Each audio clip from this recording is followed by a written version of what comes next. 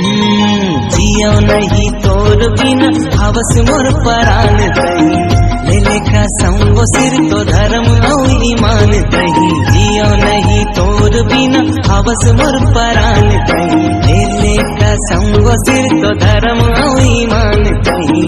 मर जाऊ हंस के एक तोर प्यार माँ मर जाऊ हंस के एक तोर प्यार माँ संगवारी रे तोर बिना का रखे मोर संसार माँ दीवानी रे तोर सिवा कौन है मोर संसार माँ जियो नहीं तोर बिना हवस मोर परान दही तेरे कसम सिर तो मोर भगवान दही जियो नहीं तोर बिना हवस मोर परान दही तेरे कसम सिर तो मोर भगवान दही मर जाऊं हंस के एक तोर प्यार माँ मर जाऊं हंस के एक तोर प्यार माँ संगवारी रे तोर सिवा का रखे मोर संसार माँ दीवाना रे तोर बिना का रखे मोर संसार माँ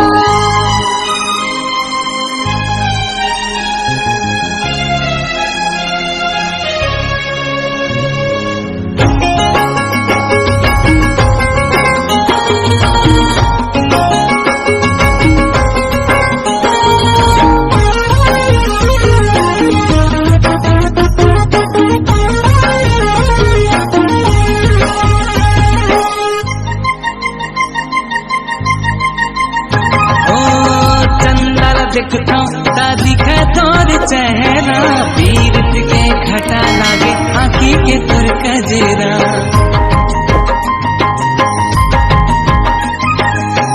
जबल बंधे मोर तोर संग बंधना सरगल सुघर लागे हमार घर रंगना ये दुनिया माँ संगी रे मोर पहचान कही जिंदगी के रखवाला गर्व गुमान कही ये दुनिया माँ संगी रे मोर पहचान कही जिंदगी के रखवाला गर्व गुमान कही कहीं तो हमसे रे मोर सिंगारना कहीं तो हमसे रे मोर सिंगारना संगवारी रे तोर बिना का रखे मोर संसार माँ दीवाना रे तोर सिवा का रखे मोर संसार माँ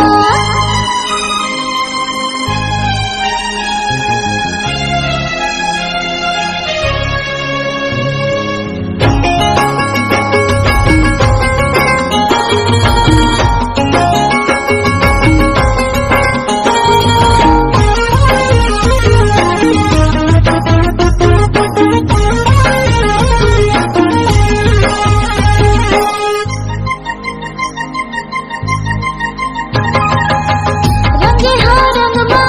मैं तो सराबोर रे चाहे जग फेरी हो मैं पूजा कर हम तोर रे भले छाए दुख के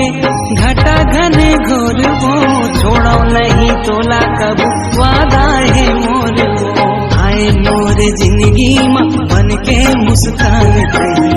मैं